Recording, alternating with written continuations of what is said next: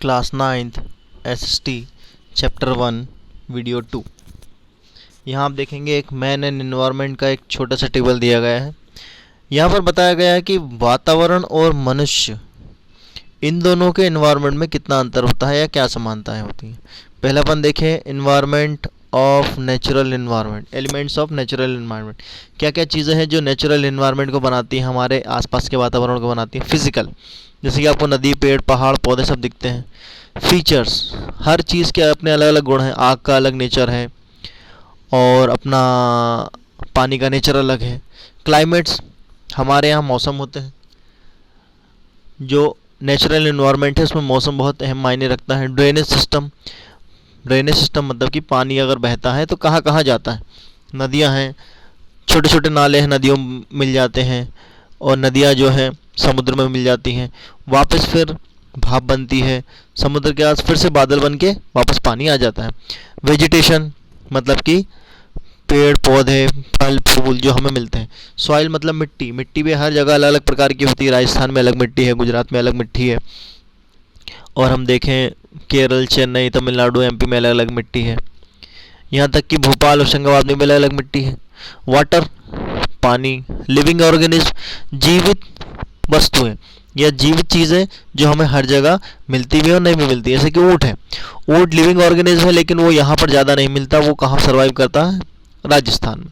वैसे याक है, याक जो एक छोटा सा बैल जैसा जानवर होता है जिसके बड़े बड़े बाल होते हैं, और वो यहाँ पर नहीं मिलता है। वो पहाड़ी प्रदेशों में जहाँ पर ठंड ज़्यादा पड़ती है, बर्फ़ गिरती है, वहाँ मिलता है। मिनरल रिसोर्सेज, ये बहुत ही इंपॉर्टेंट चीज़ है। मिनरल रिसोर्सेज का मतलब है जो आप सोना, चांदी, तांबा, जस्ता ये सब लेके आते हैं, वो आपको खोद के निकालना पड़ता है, प्यूरीफाई करना पड़ता है, तो हमें धरती से मिलता है।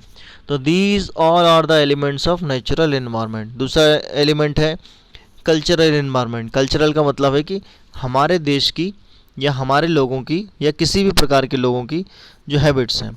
फूड, खाना अलग अलग है। क्लॉथिंग, कपड़े अलग अलग पहनते हैं।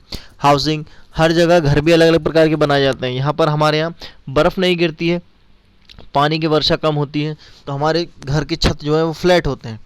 लेकिन वहीं आप कहीं बर्फ़ गिरने वाली जगह पे चले जाएंगे तो आपको उनके घर जो है स्लोप वाले मिलेंगे, ताकि बर्फ़ जो है उनके छत पे टिकी ना रहे और गिर जाए। हैबिटेट, उनके खाने पीने का, रहने का ढंग। ऑक्यूपेशन, उनके काम करने का ढंग। जैसे कि समुद्र के किनारे के ज़्यादातर लोग मछली पकड़ते हैं, अत्यधिक देखा जाए तो खाते भी हैं। लेकिन वहीं अगर आप देखेंगे एमपी में, यहाँ पे हर प्रकार का ऑक्यूपेशन मतलब रोजगार या व्यवसाय आपको मिल जाएगा।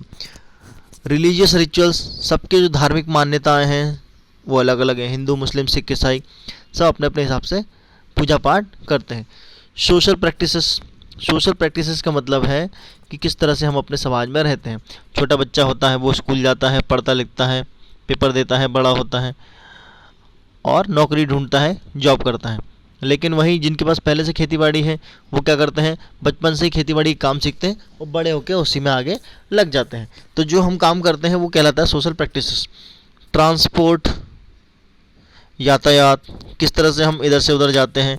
जैसे कि एक देश से दूसरे देश जाना हो तो हमको क्या लगेगा, हेलीकॉप्टर या जहाज़, पानी का जहाज़।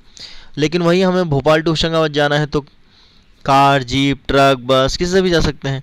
पॉलिटिक्स, पॉलिटिक्स का मतलब है सब जगह की राजनीति अलग अलग होती है। हमारे इंडिया का विधान अलग है और कॉन्स्टिट्यूशन अलग है, संविधान अलग है। वैसे ही हर देश का संविधान है, हर देश की पॉलिटिक्स है। आर्ट्स एंड टेक्नोलॉजी, आर्ट्स का मतलब है कला। हमारे यहाँ हर प्रकार की कला आपको मिल जाएगी, जैसे कि म्यूज़िक है, डांस है, चित्रकारी है। और टेक्नोलॉजी का मतलब है किस तरह की टेक्नोलॉजी हम हर चीज़ को करने के लिए यूज़ करते हैं। जैसे कि आप देखोगे यहाँ पर जो घर बनाए जाते हैं वो इंजीनियर्स की मदद से बनाए जाते हैं और नई नई से नई टेक्नोलॉजी का यूज़ किया जाता है। लेकिन जो बड़ी बड़ी बिल्डिंग्स हैं, बड़े बड़े सिटीज़ है, वहाँ पर आपको अलग अलग प्रकार के लोग मिलेंगे। नेक्स्ट है नेचुरल एंड फिजिकल एनवायरनमेंट, प्राकृतिक या बाहर दिखने वाला वातावरण। This include all natural elements in nature such as location, geomorphology, rocks, climate, vegetation, wild life, minerals, water bodies, ocean etcetera. अब यहाँ पे देखिए man existence depend upon these elements. अब यहाँ देखिए कुछ कुछ चीज़ें बताई गई हैं। लोकेशन, जगह, जियोमॉर्फोलॉजी मतलब जिस जगह आप रह रहे हैं उसका नेचर क्या है, पत्थर, मिट्टी, गिट्टी, ये सब चीज़ें वहाँ कैसी मिलती है। रॉक्स, पत्थर। क्लाइमेट मतलब वातावरण। वेजिटेशन मतलब खाना पीना। वाइल्ड लाइफ मतलब जीव जंतु। मिनरल्स मतलब कि वहाँ पर कौन कौन सी चीज़ें आपको मिल रही हैं, लोहा, तांबा, जस्ता, हीरा, मोती, सोना, चांदी, सब। वाटर बॉडीज़, वाटर बॉडीज़ का मतलब होता है पानी। समुद्र के किनारे हमको क्या साफ पानी मिल सकता है? नहीं, लेकिन हमको फिर भी कुछ ना कुछ स्रोत तो ढूंढना पड़ेंगे, ओशियंस और महासागर। तो ये सारे के सारी चीज़ें जो हैं वो फिजिकल इन्वायरमेंट में आती हैं और मनुष्य इन सब चीज़ों पर डिपेंड रहता है। कल्चरल एंड सोशल इन्वायरमेंट, दूसरा इन्वायरमेंट है कल्चरल एंड सोशल। सोशल मतलब सामाजिक, जिस तरह हम रहते हैं। The socio cultural environment develops due to the mutual relationship between man and natural environment. मनुष्य के और प्रकृति के संतुलन से जो वातावरण बनता है वो कहलाता है socio cultural environment. This include the economic and social activities created, developed and conducted by the man such as farming, industry, rites, rituals, settlements, road, railways, air service, means of irrigation, government system and science and technology। अब यहाँ पे इस चीज़ को समझते हैं। देखिए, economics मतलब कि पैसे से जुड़ी हुई चीज़ें, और सोशल एक्टिविटी जो हो एक दूसरे के साथ सोसाइटी में रह के करते हैं। ये सारी की सारी एक्टिविटी जो है ये आदमी ने क्रिएट की हैं, बनाई हैं, इनको बढ़ाया है। पहले स्कूल में हम जाते थे तो पहले नीचे बैठते थे, फट्टी पे बैठ के पढ़ते थे। अब धीरे धीरे बेंचेस आ गई। अब हम लोग क्या करने लगे हैं, पढ़ने के लिए यूट्यूब या फिर किसी और चीज़ का, गूगल का इस्तेमाल करने लगे हैं। लेकिन अब हम ऑनलाइन क्लास पढ़ रहे हैं, ये डेवलपमेंट कहलाता है। And conducted by man such as, अब देखिए कुछ चीज़ें जो है मनुष्य अपने जीवन निर्वाह के लिए करता है। फार्मिंग मतलब खेती। सबसे प्रथम जो है फार्मिंग आती है। किसी भी देश में अगर फार्मिंग अच्छी है तो वहाँ का वातावरण भी अच्छा होगा, वहाँ का बिजनेस भी अच्छा होगा। जैसे कि देखिए, आप आपने गेहूँ उगाया, गेहूँ हम सबको ज़रूरत पड़ती है, गेहूँ और दालें और अलग अलग प्रकार की चीज़ें जो हमारी इंडस्ट्रीज़ को भी बढ़ावा देती है। अगर मान लीजिए यहाँ पे कपास उगता है, कपास मतलब रुई उगती है, तो यहाँ पे अगर अधिक मात्रा में रुई उगती है तो उसका क्या फ़ायदा होगा, यहाँ पे जो भी इंडस्ट्री होगी कपड़े वाली वो बहुत अच्छे से फलेगी फूलेगी और हमको कपड़ा भी सस्ता मिलेगा। जैसे कि अगर यहाँ पे आपको अरब देश में जाएंगे तो वहाँ पानी नहीं मिलेगा, पानी वो कहीं और से ख़रीदते हैं, लाते हैं, ले जाते हैं, और सब्जी भाजी वहाँ होती नहीं, तो सब चीज़ महंगी है। लेकिन वहाँ मांस, मच्छी, मटन वगैरह जो है वो सस्ता है। तो यहाँ देखेंगे जो चीज़ जहाँ मिलती है वहाँ पे उसकी इंडस्ट्री अच्छी होती है। जैसे कि पहला है फार्मिंग, दूसरी है राइट्स एंड रिचुअल्स, हमारे रीति रिवाज। सेटलमेंट्स जहाँ हम रहते हैं, रोड्स हमने बनाई हैं, रेलवेज़ बहुत इंपॉर्टेंट चीज़ है। एयर सर्विसेज, आज हम एक देश से दूसरे देश पर 2, 3, 4, 5, 6 घंटे में ही पहुंच सकते हैं। Means of irrigation, means of irrigation का मतलब है कि अगर आपके पास खेती है तो आप कैसे उसकी सिंचाई करोगे।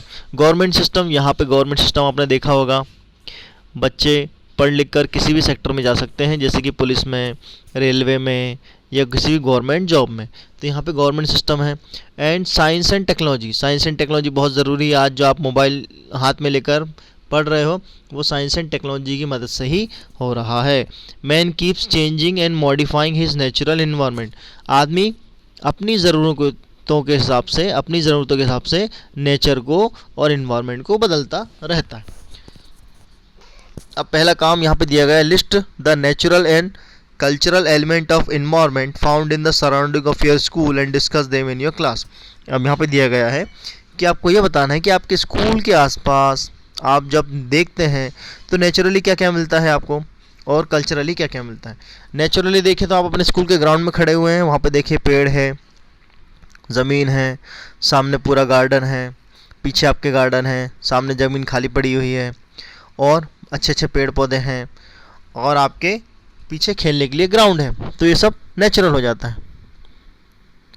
लेकिन यहाँ पर आप देखेंगे कल्चरल एक्टिविटीज़, आप क्या करते हैं, स्कूल आते हैं, पढ़ते हैं, लिखते हैं और लंच टाइम में बातें करते हैं, खाते हैं, पीते हैं, मस्ती करते हैं और फिर स्कूल में वापस आकर पढ़ने लगते हैं।